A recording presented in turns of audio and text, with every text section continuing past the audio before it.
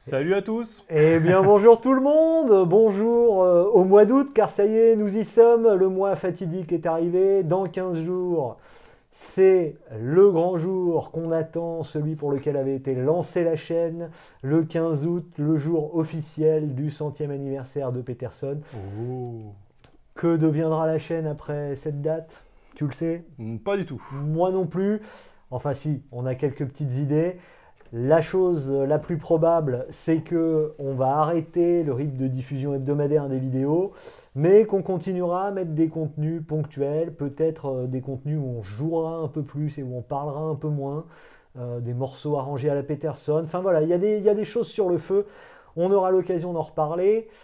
On n'y est pas encore. Là, nous sommes en août. Dans une quinzaine de jours, c'est donc le grand jour. D'ici là, il va se passer des petites choses.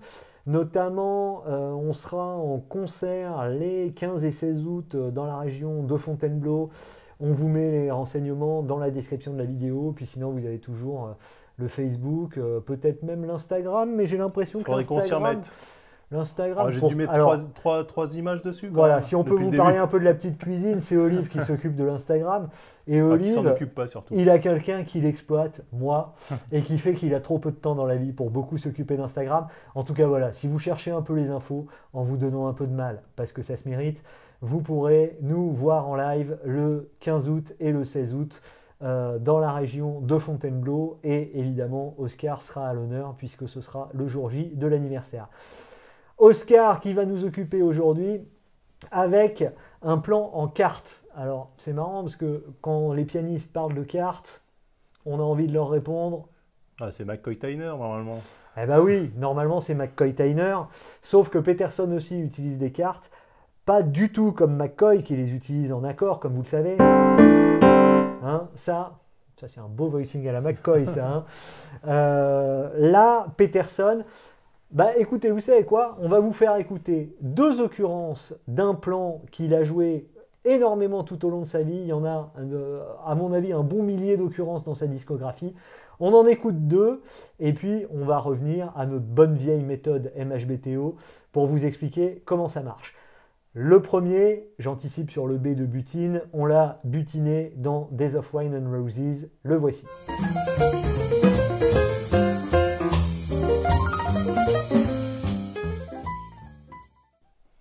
Voilà. Le deuxième, cette fois dans Stella by Starlight. Days of Wine and Roses, c'était sur We Get Request. Stella by Starlight sur Blues Etudes. On l'écoute.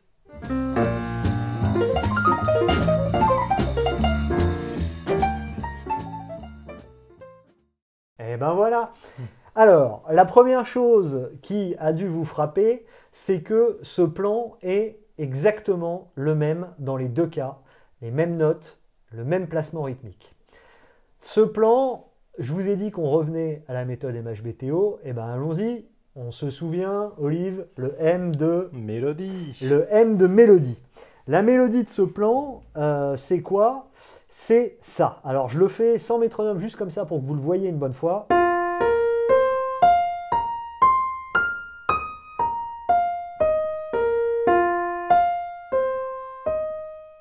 Alors là, il n'est pas en rythme, mais vous voyez pourquoi je dis que c'est un plan en quarte, parce qu'en fait, on monte d'une carte, ici on monte d'un ton, et à partir de là, on va avoir un empilement de cartes. Hein? On termine avec une carte, on descend d'un ton, et puis là, à nouveau, une succession de cartes. Hein? Donc, on a en fait deux cartes qui ne sont pas les mêmes en montant et en descendant, deux séries de cartes. La première qui est des cartes construites à partir de Do, Do, Fa, intervalle de cartes, Fa, Si bémol, intervalle de cartes. Et en descendant, on va avoir la même chose, mais en partant du Mi bémol, on descend une carte, on se trouve sur le Si bémol, on descend encore une carte, on est sur le Fa.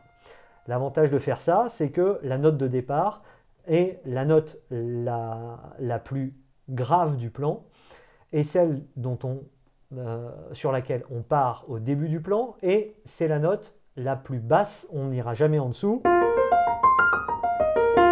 voyez, on revient sur cette même note, et puis ensuite, à l'octave, on va chercher là-haut, voilà. Maintenant, on va se mettre un métronome. Alors, ce plan-là, vous avez vu, quand Peterson le joue, ça va très vite. Il le joue en sextolé de double. Alors, pour ça, on va s'occuper du placement rythmique. Alors, Olive, je vais te demander d'attendre encore une petite minute parce que tu interviendras quand on va parler d'harmonie. Pour le moment, je vais le faire une fois simplement avec le métronome. Mais tu peux compter, parce que j'aime bien quand tu comptes, quand je joue, que vous voyez à quoi ressemble ce placement rythmique en sextolé. 2, 3, 4. 1, 2, 3, 4, 1.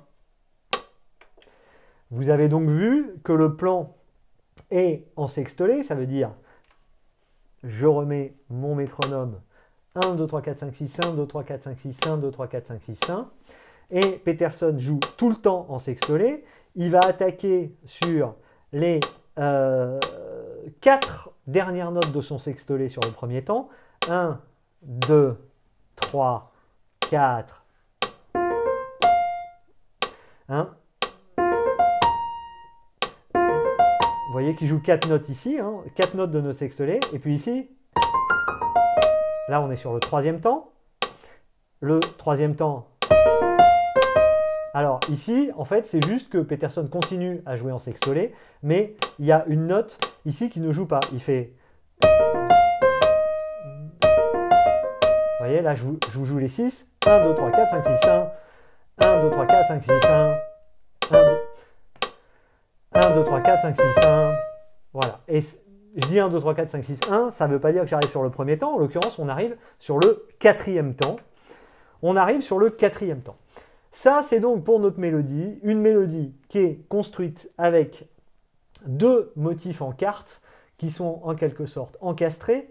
Si on les empile, Do, Fa, Si et Fa, Si, Mi, on les rapporte à la même octave et on a... Ça nous fait en fait l'ensemble du plan qui est construit sur une gamme de 4 notes. Notre mélodie, c'est une mélodie construite avec 4 notes seulement. On a Do, Mi bémol, Fa et Si. Voilà, c'est joué en sextolé, on attaque en l'air sur le premier temps et on termine le plan sur le quatrième temps, ce qui nous laisse le temps, quand on est dans un contexte harmonique, mais j'anticipe sur ce qui va venir, de se diriger vers une résolution en douceur. Le contexte harmonique, alors c'est marrant parce qu'on a exactement le même plan dans les 2 extraits qu'on vous a fait entendre, l'un tiré de We Get Request et l'autre sur Blues Etudes. Pourtant, le contexte harmonique n'est pas le même. Et vous allez voir que c'est ce qui fait la richesse de ce plan, c'est que ce plan-là, justement parce qu'il n'est constitué que de 4 notes, il va pouvoir être utilisé dans un très grand nombre de contextes. On va vous en donner un exemple. On regarde le contexte dans Days of Rain and Roses. En l'occurrence, il l'utilise sur les 2 premières mesures de la grille. Les 2 premières mesures de la grille, c'est un Fa majeur qui va sur un Mi bémol 7. Alors, on vous fait entendre ça, on y va. 1, 2, 3, 4, mesure de Fa. 1, 4.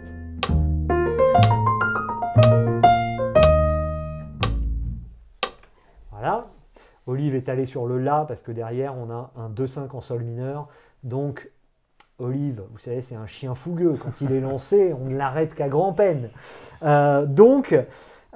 Ici, on voit que cet accord est utilisé sur un accord de Mi bémol 7. Mi bémol 7, dont il fait entendre, si on reprend notre Do, Mi, Fa, Si ici, il fait entendre la 13e, la tonique, la 9e, la quinte. Donc, des notes qui soulignent vraiment très bien un accord, tout ce qui est le plus classique, de Mi bémol 7. Là-dessus, rien de très particulier. On va maintenant voir ce qui se passe dans le deuxième cas. Le deuxième cas, Peterson utilise exactement cette même mélodie. Pour le moment, on ne va parler toujours que de ce même motif mélodique. Jusqu'à la fin, où on verra comment on peut le déplacer ailleurs. Mais Peterson, parce que c'est un endroit où ça tombe particulièrement bien sous les mains, l'emploie le plus souvent dans la forme dont je vous parle depuis le début, à savoir celle qui commence sur le Fa, celle qu'on vous a déjà fait entendre à de multiples reprises. Dans Stella by Starlight, il l'utilise sur les mesures 7 et 8 de la grille. Les mesures 7 et 8 de la grille, Olive, c'est Bah, on a un La bémol qui va vers un Si bémol mineur. Tout à fait. Il y a un 2, 5. Non, il va vers un Si bémol majeur, mais Si on a... bémol majeur. pardon. Voilà, c'est ça, et c'est un La bémol 7, c'est-à-dire que c'est ce qu'on appelle un backdoor to 5, Mhm. c'est-à-dire qu'on revient sur le premier degré en mettant un accord 7 sur le 7 bémol de la tonalité d'origine. Hein, on va faire... Voilà, pour revenir en Si bémol ici, au lieu de faire... On va faire... Ok. Et bien là, on va vous le faire entendre avec la contre pour que vous voyez vraiment bien ce qui se passe. On prend directement sur le La bémol et on va au Si bémol. On y va. 2, 3, 4.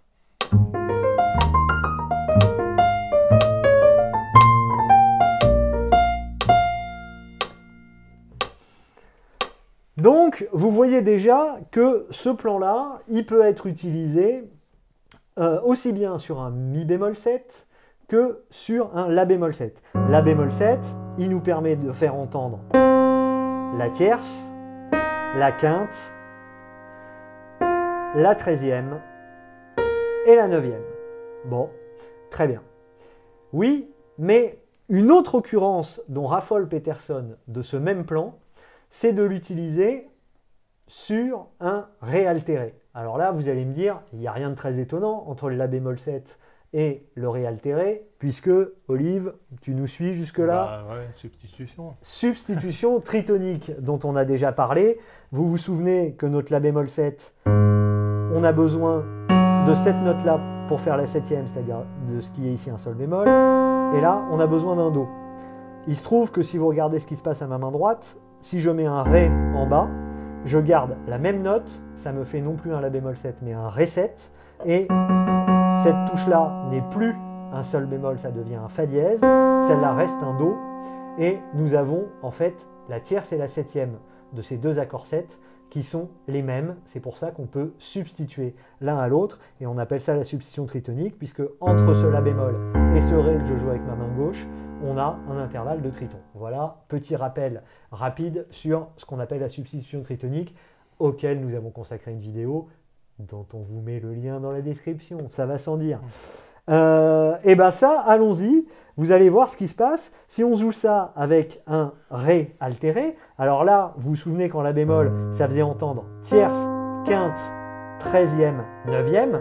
Si on joue ça sur un Ré altéré, notre motif mélodique qui nous intéresse ici, il va faire entendre cette fois la 7e, la bémol 9, la dièse 9, hein, puisque ici ça, c'est pas un Fa, c'est un Mi dièse et un Si bémol ici. Alors allons-y, on y va, et puis bah donc là, 2-5 en Sol mineur, donc Ré altéré qui va aller vers Sol mineur. 1, 2, 3, 4...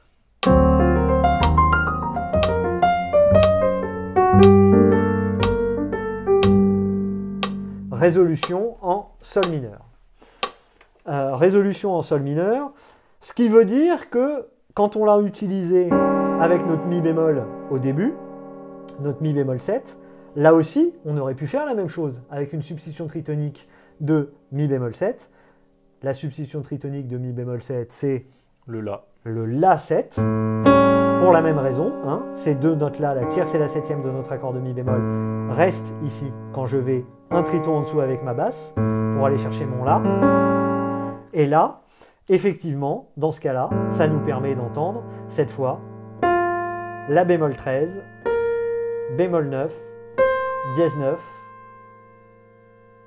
et notre Mi bémol ici, si je le Mi bémol, c'est-à-dire la dièse 11 de notre accord. On va pas le faire, mais ça veut dire qu'avec cette même chose-là, oh ben si, on peut le faire, allez, on va le résoudre en Ré mineur, ce coup-là. On y va, donc La altéré qui va sur Ré mineur, avec toujours le même plan en haut. 2, 3, 4...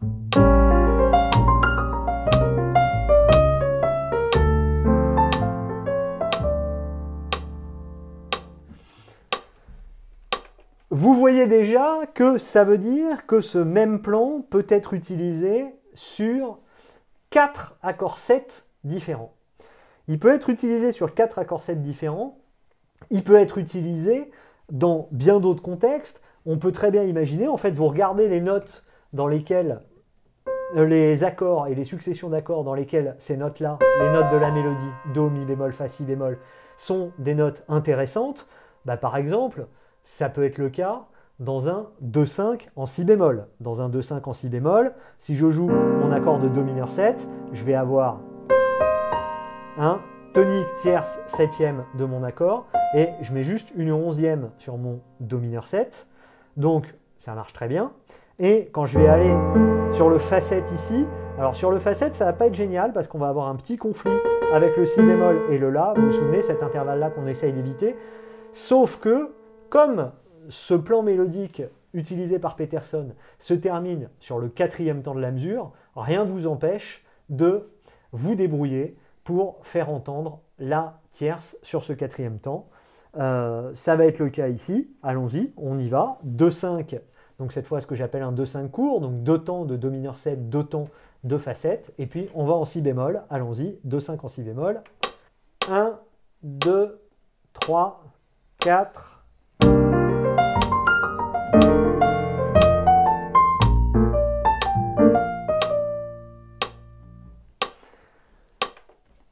Donc, on peut utiliser ça sur les 2-5 aussi. Vous avez vu qu'en l'utilisant sur les 2-5, ça veut dire que je l'ai aussi utilisé sur mon accord de Fa 7. Et là-dessus, on va même aller encore plus loin. On va jouer cette chose-là. Tout à l'heure, vous vous souvenez qu'on l'a joué sur un accord de Ré altéré. Ré altéré, ça nous emmène plutôt vers Sol mineur. Ré altéré, c'est un accord 5. Vous vous souvenez que quand on a un accord 5, si on a la place et l'envie de le faire, on peut mettre son 2 avant. Hein. Dans une tonalité mineure, le 2, ça va être un 2 mineur 7 bémol 5. Donc, avant le Ré altéré, on va pouvoir mettre un La mineur 7 bémol 5, La, Do, Mi bémol, Sol. Et bien, vous allez voir que cette même mélodie, on va pouvoir l'employer à chaque fois sur des 2-5 mineurs et que ça va très bien marcher. Alors, on ne va pas le refaire, faites-moi confiance, on ne va pas forcément le faire ensemble, mais on va pouvoir le faire en Ré, avec un accord de Ré altéré, donc pour aller en Sol mineur, donc 2-5 en Sol mineur. On y va, je le fais tout seul rapido.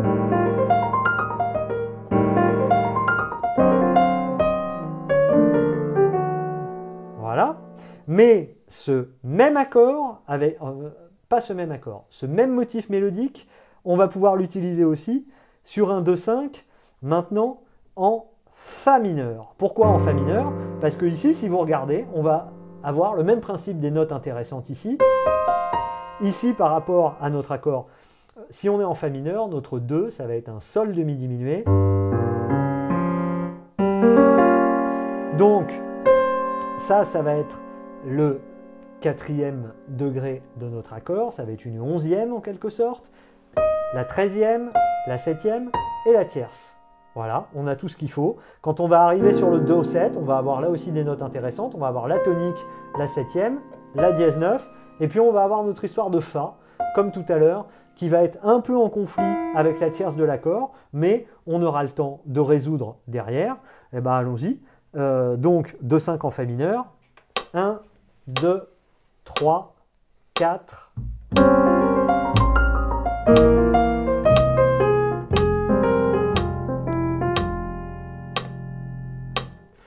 Voilà, vous voyez que en profitant bien du quatrième temps pour réajuster et faire qu'on entende vraiment la tierce de notre accord, ça marche très bien. Donc vous voyez que ce même motif mélodique marche déjà sur 2-2-5, il marche en mineur, sur un 2-5 en Sol mineur, il marche sur un 2-5 en Fa mineur, il va également marcher, on l'a vu tout à l'heure, sur un Si bémol, sur un 2-5 en Si bémol majeur, donc avec un Do mineur 7 puis un Fa 7. On pourrait faire exactement la même chose avec un Do mineur 7 bémol 5, toujours pareil, là ça soulignerait des notes intéressantes aussi.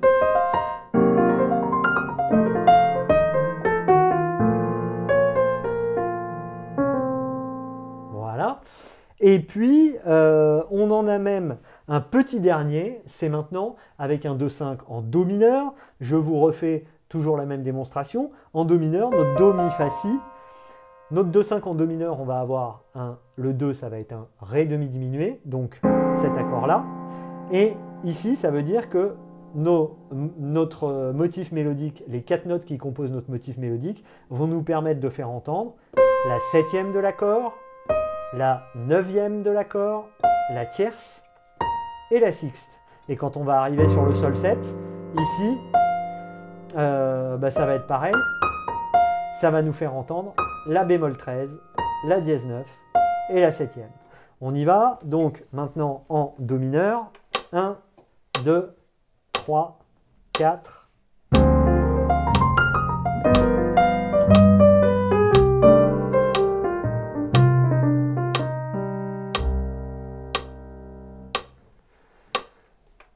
Voilà, ce qui veut dire que vous voyez que ce même motif mélodique peut s'employer dans des contextes harmoniques très variés. Vous pouvez chercher, on peut les employer aussi évidemment sur une gamme majeure, hein. Si vous êtes en La bémol majeur, rien ne vous empêche de l'utiliser. Si vous êtes en Mi bémol majeur, ce même motif va marcher aussi. Donc c'est un motif qui, grâce à ces 4 notes empilées en quarte, est vraiment d'un emploi fréquent et dans des situations harmoniques qui sont assez différentes.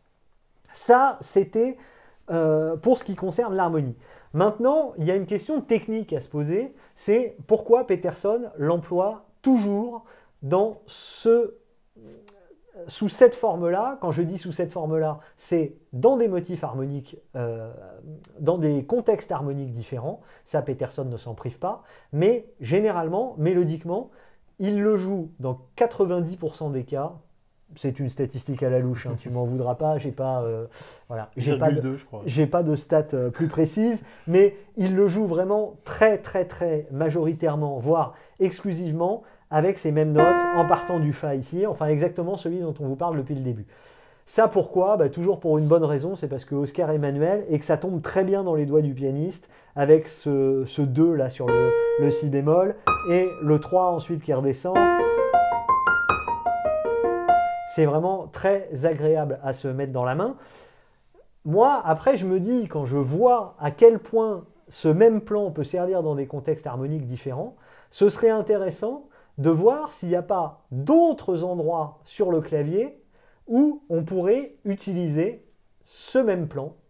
Donc, en faisant une transposition stricte, mais de manière à ce que ça reste confortable. Parce que, par exemple, je ne sais pas moi, si vous utilisez ce plan-là en partant d'un Mi bémol, vous allez vous retrouver sur des touches noires.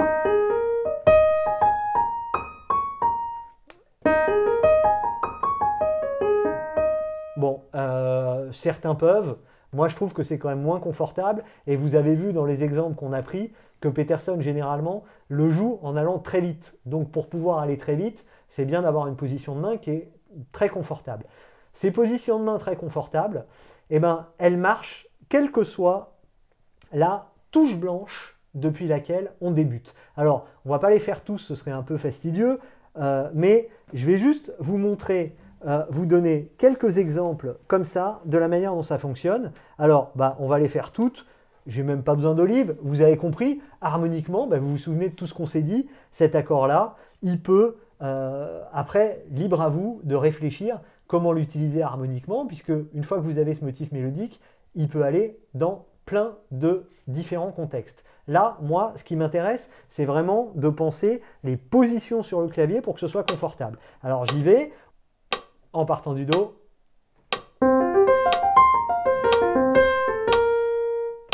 En partant du Ré.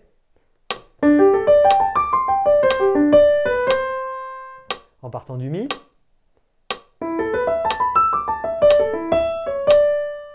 Le Fa, on l'a déjà beaucoup entendu. En partant du Sol. En partant du La.